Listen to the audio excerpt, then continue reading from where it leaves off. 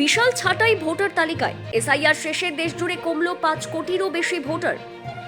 2026 বিধানসভা নির্বাচনের রণদামামা বাজার আগেই ভোটার তালিকায় আমূল পরিবর্তনের চিত্র সামনে আনল নির্বাচন কমিশন। স্পেশাল ইন্টেন্সিভ রিভিশন বা এসআইআর প্রক্রিয়ায় দ্বিতীয় পর্বে শেষে পশ্চিমবঙ্গ সহ 12টি রাজ্য ও কেন্দ্রশাসিত অঞ্চলে ভোটারের সংখ্যা প্রায় 10.2% কমে গিয়েছে।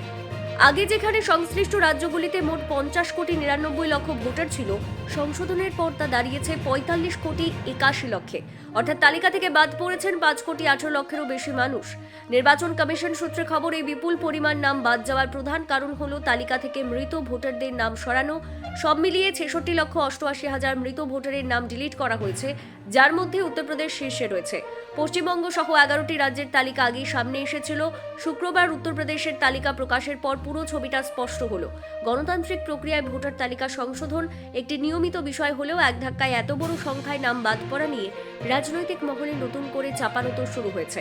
বিশেষ করে পশ্চিমবঙ্গের মতো রাজনৈতিকভাবে সংবেদনশীল রাজ্যে এই সংশোধন প্রক্রিয়ার স্বচ্ছতা নিয়ে কাটাছেঁড়া চলছে। প্রকৃত ভোটারদের অধিকার নিশ্চিত করাই এখন নির্বাচন কমিশনের কাছে বড় চ্যালেঞ্জ।